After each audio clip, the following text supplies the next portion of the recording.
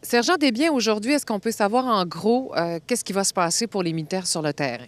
Oui, présentement, la compagnie C, qui est dans le secteur de Saguenay, ont fini leurs deux attaques simultanées qu'ils conduisaient pendant la nuit. Donc, le déplacement se faisait de nuit, la préparation de nuit, puis attaquer à première lueur, ce qu'on appelle, nous, la First Light.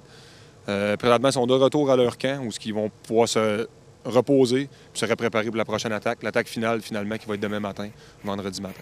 Il y a une étude qui se fait et justement, vous regardez les impacts environnementaux sur ici, là, le secteur que vous occupez. Oui, pour les Forces armées canadiennes, c'est un atout majeur, le côté environnemental. Fait qu'avant de faire toute opération, il y a une étude qui doit être effectuée, à savoir si ce qu'on fait du sens, si c'est logique. Tout va être pris en compte, qu'on parle de déversement d'huile, de diesel pour les véhicules, autant sinon les cannes qui sont plus en région éloignée, en forêt ou de quoi. Bien, si on a une centaine de personnes dans cette même position, pendant une semaine de temps, bien, il y a des déchets qui viennent avec ça, il y a des besoins qui ont à faire. Fait que tout va être calculé pour minimiser l'impact environnemental. Lors de votre mission, vous occupez principalement des terres agricoles. Pour les fermiers, pour les agriculteurs, une de leurs préoccupations, c'était entre autres la récupération des douilles.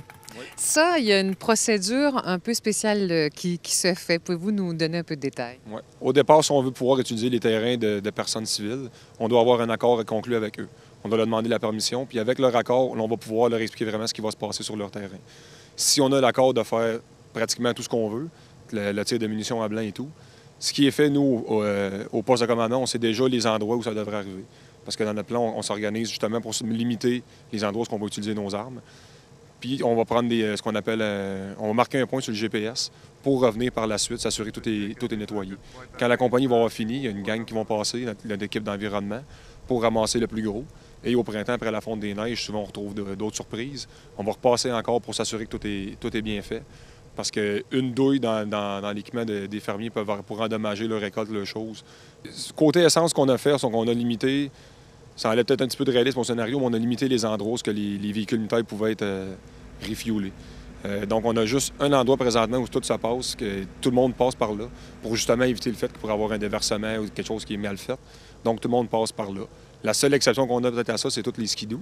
Les skidoo sont sur le terrain, eux vont avoir de l'essence en réserve au cas, pour X raisons, qu'eux pourraient être appelés à avoir à refueler ailleurs qu'au poste principal.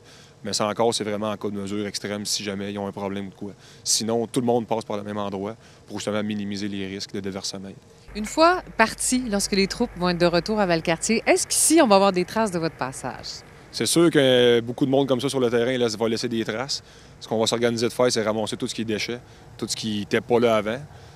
Puis en plus, comme on dit, au printemps, on va revenir ici pour s'assurer que toutes les places où on a travaillé, qu'on a dans notre dossier, qu'on a gardé en note, vont être revérifiées. Puis tout le monde va encore s'assurer qu'on ne laisse rien de malencontreux. Mais des traces, définitivement, on va en laisser.